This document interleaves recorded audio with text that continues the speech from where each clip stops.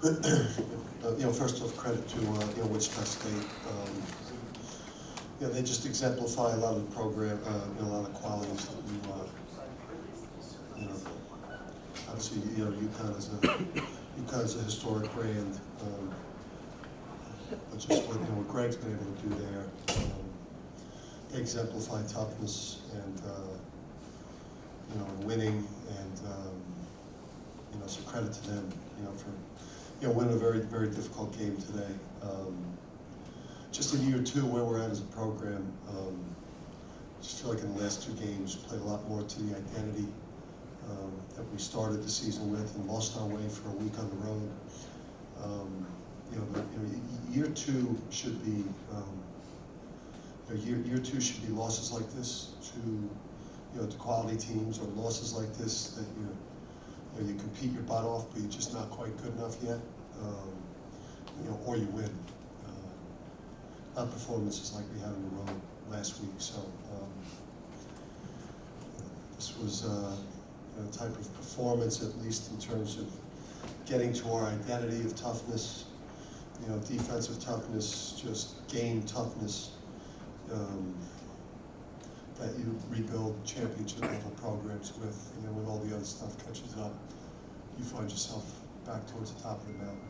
So, but I was, there's no moral victories at UConn ever, but I was very proud of the guys, and the way that they just battled. And Sid hasn't played obviously much recently, as a ball top today, and responded to kind of keeping you in the game with some plays, and I guess he kind of earned the right to do that before that match.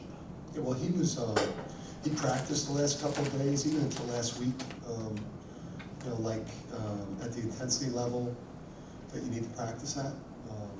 Practice like his life depended on it, and he showed up on the court today and played at an intensity level like his life depended on it.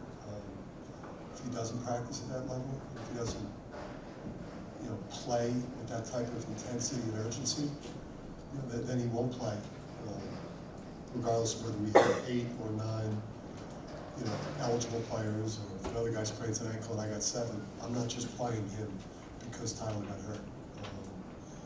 He played today because he had 2 good practices, and he was better earlier in the week, and then he earned himself more minutes on the court by the way he played when he was on the court.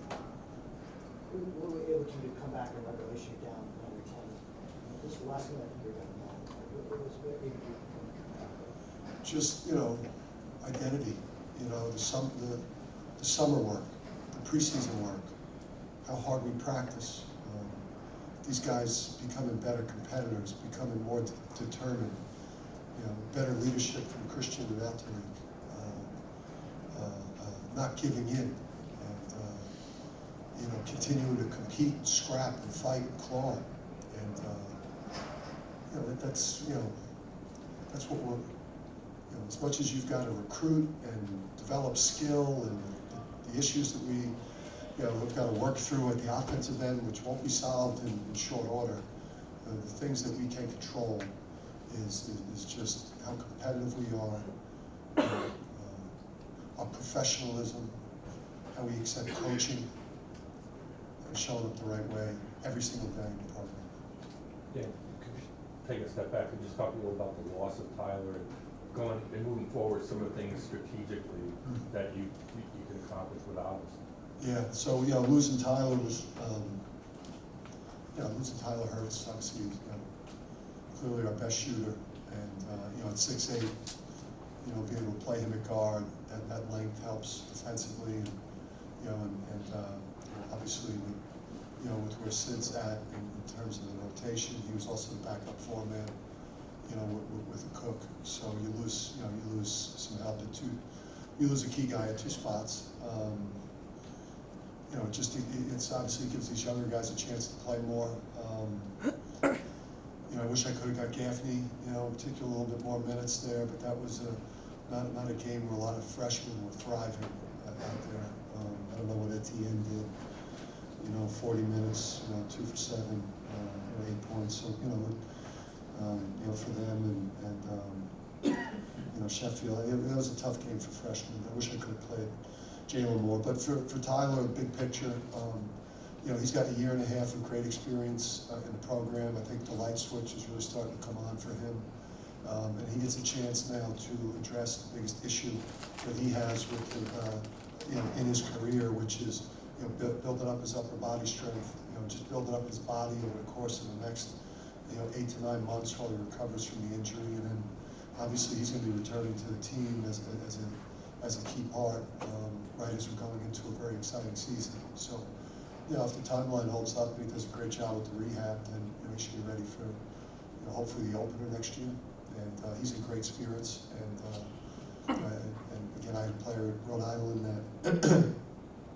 that towards ACL 7 minutes into his opening game, and he came back. It was a big reason why we got to get into the tournament the next year. So. Not trying to get you in trouble, but was the explanation given to you with the out-of-bounds call and Christian diving? Was that not a reviewable play? But the way it was explained to me was potentially, well, after I begged for an explanation? Yeah. The way it was explained to me was the part of it that potentially could have, I don't want to get this right because I don't know, I thought I saw somebody from the AAC in the back there. I don't know if they find me or anything, I'm not sure how that works. But I think I was told that the part of it that's not reviewable was where I'm going to maybe be upset when I see it. The part that they couldn't overturn the call or whatever was something that's not reviewable. So it seemed like the Saints last year in the playoffs. Yeah, what do you think of James' performance in his first career start today? I mean, I thought, James, well, I mean, that was a physical game, man. That was not a game for softies, certainly. And I was just really impressed by it. He had some defensive, he had some defensive breakdowns. He gave up that 3 at the end when he tried to cheat over the top of the screen. When you're guarding a shooter, you never try to jump over the top of the screen. You lock and chase, and you make him curl. So he had, he didn't have that many defensive breakdowns. And once he just got to understand when he's open. I think he's got to trust his perimeter shot more. I thought he passed up 2 or 3 or 4 threes that he should have just stepped into and just tried to drop 25. He's such a talent. And now it's obviously he's going to be unleashed here. So he's just going to hopefully get better and better. Yeah, to play that hard, fight that hard to come back, and then just to come up short. Look, Christian kind of took the loss pretty hard at the very end. I mean, what was the feeling in the locker room? Do you feel like you can sort of almost build off this a little bit, just the fight? Yeah, I mean, I don't. Yeah, they're not demoralized. I mean, it's Wichita State. Is obviously one of the top teams in the conference, if not the top team. And I thought we had some key guys that could have played better for us today. I think I just think that this week will be really good for a Cook. I thought a Cook, his minutes have been so high, especially like a freshman front court player with the energy that he plays with. I just thought he had dead legs today. I just think generally, we're going to show up the way we showed up today, the way we showed up versus Tulane, every single night for the rest of the season. And my expectation is that we are either going to win the game or we're going to lose in excruciating fashion, which I said in September, which I said in October, which I said 2 weeks ago. We in year 2 of a rebuild, and this is what that is.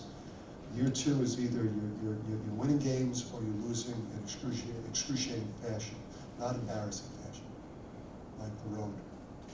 And it's something that maybe people should understand, since like you said, Cook, he didn't have the hops that he had, and how tough the game was physically in the paint for the freshmen and stuff.